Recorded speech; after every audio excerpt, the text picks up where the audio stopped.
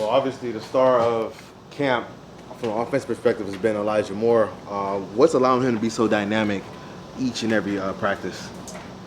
Just the amount of time that guy puts into it. I mean, you guys have heard kind of all of us, Sal, myself, his teammates, him. He wants to be as good as he can possibly be. So he's just ultra prepared. He knows what he's doing.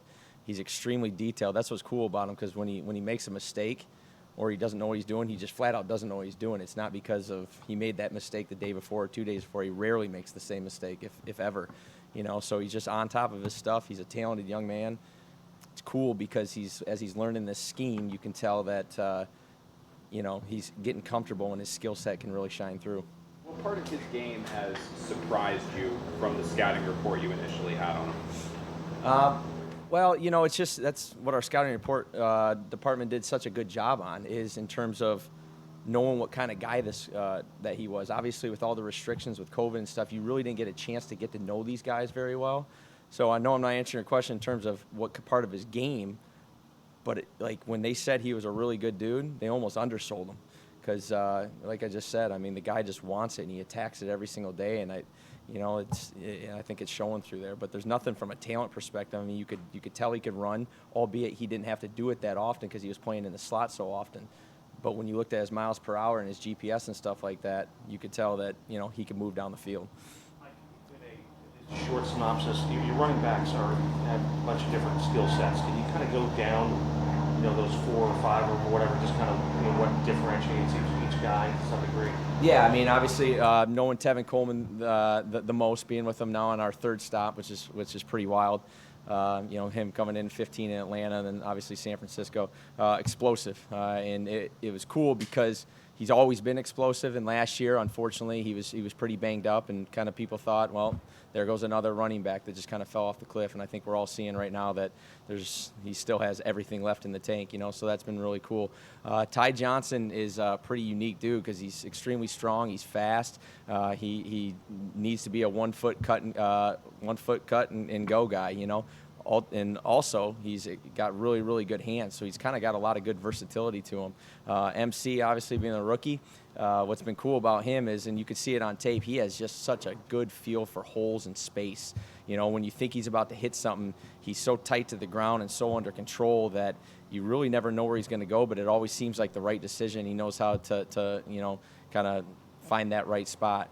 You got P. Ryan, who I think, you guys have seen from last year in his college tape, and I thought you saw it. I just was watching the first team run, and we didn't even have pads on today, and you got a powerful guy who's, finally seeing what the NFL football and running the ball is like. He kind of got his feet wet last year, and we expect some big things out of him.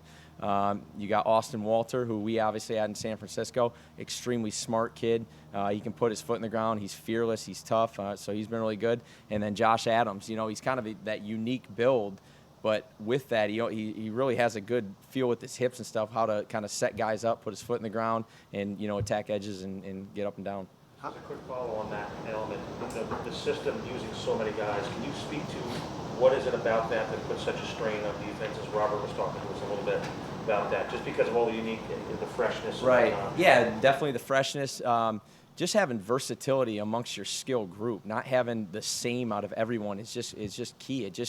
A defense gets used to fitting something, and all of a sudden the tempo changes, right? And it's really no different than kind of calling an offense. Like, we're going to push the tempo, we're going to back off the tempo, and just kind of keep the defense on their toes so they know what's going on. I think that's the same, obviously, for running backs, but it's kind of all these guys. When we'd throw a screen to, say in the past to Ayuk, it's going to be different when we throw it to Debo because they're just two different bodies, and I see it the same way amongst running backs, receivers, tight ends, just having kind of that unique versatility amongst that skill set.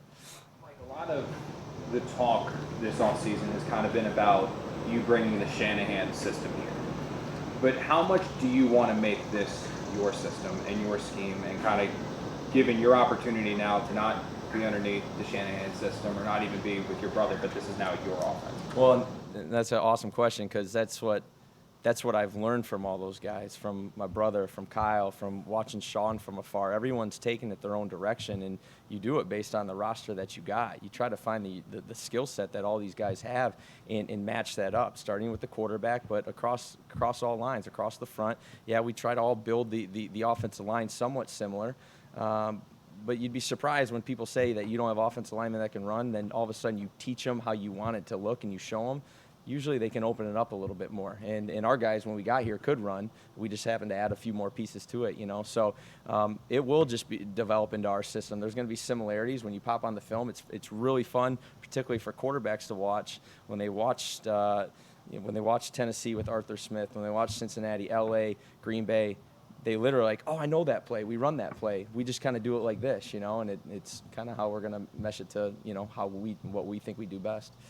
You think about the play calling element of things, and are there things you can do in practices right now to kind of prepare yourself for the fire of games and when you're going to be calling Totally, plays? yeah, because, obviously I haven't done it since back at Davidson in 2013. It's going to be a little bit different when we get out there. First preseason game all the way on, obviously, to Carolina, but you're always prepping for it.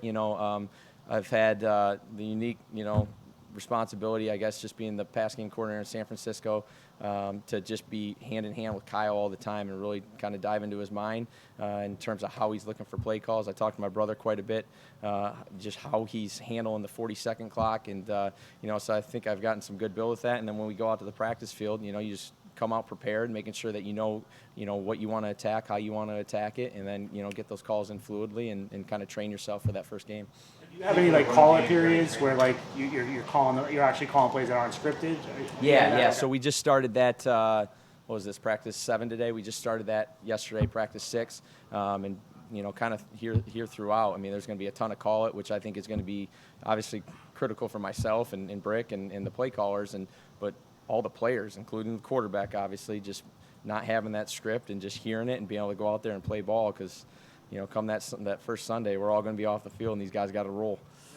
Week with Zach now in 4 or 5 practices. What are your takeaways on how he's done, and maybe some areas that he's really shined and other areas where he's got to make some progress? Yeah, he came in after those first few days, and it was kind of funny in the quarterback room. We said, it's a little faster than OTAs, but you don't even know what that means until you're out there, and he got in that day before and went out in practice, and then all of a sudden 24 hours later you could almost see that look that I think we've all seen in Zach's eyes, where he's just comfortable and calm and collected.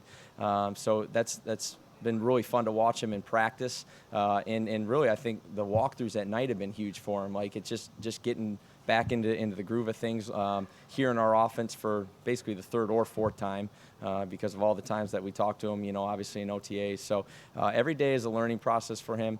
He's done some great things, and there's a lot of things he's going to continue to learn, and that's never going to stop. It's not going to stop this whole year, So you can tell, like I said, in his eyes, he knows he's going and doing this thing the right way and going through his process. And when you see the smile on his face, it's like he knows he's learning something right there. And the kid, I know we've kind of all said it, but he loves taking in information, whether it's live bullets out there or in the meeting room.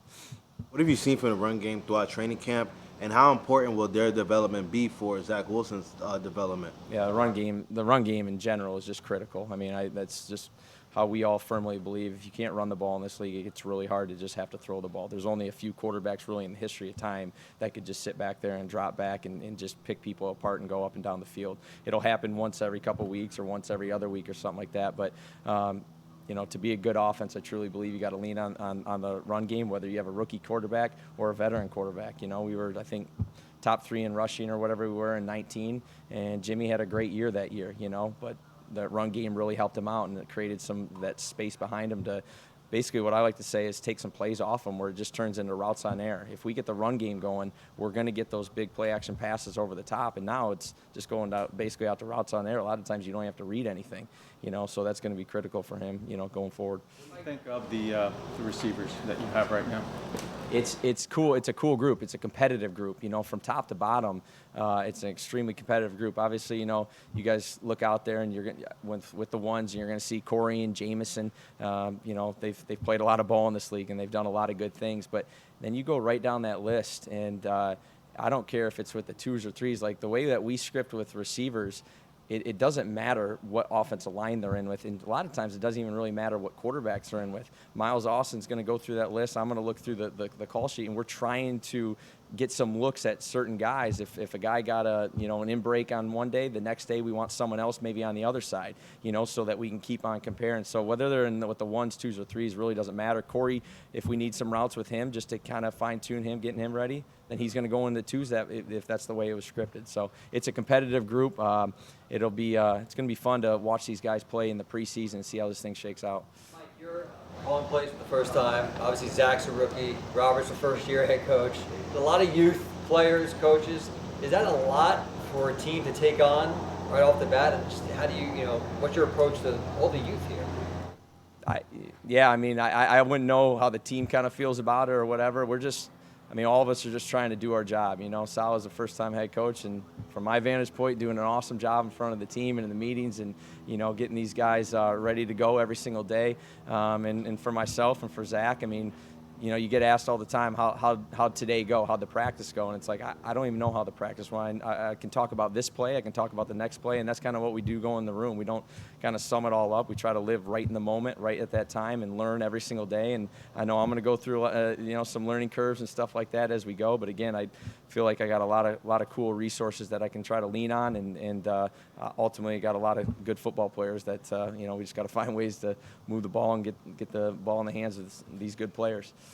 Run game can't work without the offensive line being able to run fit and block accordingly. So what have you seen from them from the run game standpoint, and how good do you think they can be this year to help guide the running game? I've been pleased with the run game. We obviously just had our first padded practice yesterday, and so you really don't know until you get the pads on, and then you really don't know until you get into the preseason and then kind of that first part of the regular season, because obviously we're not going to do live tackling drills out there, so that whistle's going to blow. And I'm always kind of joking with Salo when I see the yards per carry being at 4.2 after practice. I'm like, I think that one's going 40, not 12. Like, we're breaking that tackle, and then the defense is going to say, no, we're going to make that tackle, So right now you just look at the physicality, the technique, particularly those first few steps. I've been pleased with where they're at. It's still going to be a learning curve in terms of the technique and the scheme. But for the most part, John Benton's got those guys on point, Ron Middleton with the tight ends. And like I said, I feel real good about our backs. We're going to get you before the Green Bay trip. What's the family reunion going to be like? I don't know. I'm staying right at that hotel. So, but I've been told from my wife and my mom that there's going to be quite a crew at my brother's house. So he gets to deal with all the family, and I'll be at the hotel with all the guys. It'll be good. About, don't look at basically what team they're playing with, but what have you seen from Denzel? From Denzel? Yeah. Denzel, he obviously only had the 3 or 4 OTAs, right? And then he is out here for training camp. For him, it was just kind of getting back up to speed. Denzel didn't have a training camp last year because of his injuries. So this is his first training camp in terms of how to go about your day. He's learning. He's getting better. For him, I told him the other day, like the more you're on your stuff, the more opportunities you're going to get, and the more you're on your stuff, the more you're going to be able to be the Denzel Mims that we all know. And what I've really liked, he's responded the last few days. I think he's had better practices. Again, I don't look at who gets the ball and stuff like that, because sometimes coverage doesn't dictate where the ball, or the coverage is going to dictate where the ball is going to go, not the receiver running the route. So he's had a better few days, and he just needs to keep on freaking getting at it, and being the best he can be every single day. I'm sure you had planned on leaning on Greg Knapp heavily because of his experience. How does that tragedy kind of change your job now and how you're handling the quarterback room and everything else? Yeah, there's no replacing Greg Knapp. He was a tremendous man, and it was myself, Rob Calabrese, and Greg in there. What was cool about it is you got 3 voices, and naturally we're all going to think that we all know how we want to get this done, but we found a way to mesh right off the get-go, and I think one of it's Greg's personality and another's Rob's personality, just 2 extremely easy guys to deal with. So, Rob and I, we're going to handle this thing. That's not going to be the problem. It's just, again, you're not going to replace Greg Knapp. The expertise that you can't buy expertise. You just gotta go through all those experiences that he's gone through. He's coached some amazing quarterbacks. He's learned from so many amazing people. And for myself, fortunately, I hope I took as much as I could from those 6 months, and I really think I did. Gonna miss him a ton. have someone like Johnson, a veteran, in that quarterback room and just kind of easing them in today? Like, what are the plans for the rest of the week with him? Yeah, obviously, I got to know Josh at the end of last year. He's played a lot of football, and I think he's not only going to help Zach, he's going to help the other guys. One, he knows our offense, albeit he was only in it for about the 6 or 7 weeks. But because he had been around the league so long and so many teams, he was able to get a grip on it pretty quick. And then he started obviously in OTAs out in San Francisco. So he's had basically a year almost in our system. I think not only just helping those guys within our system, he can just help them about how the league works, because again, none of them have played or been in this league very long, and I think that he can help them just with some of those experiences that are going to come from day to day, from now until January, hopefully February.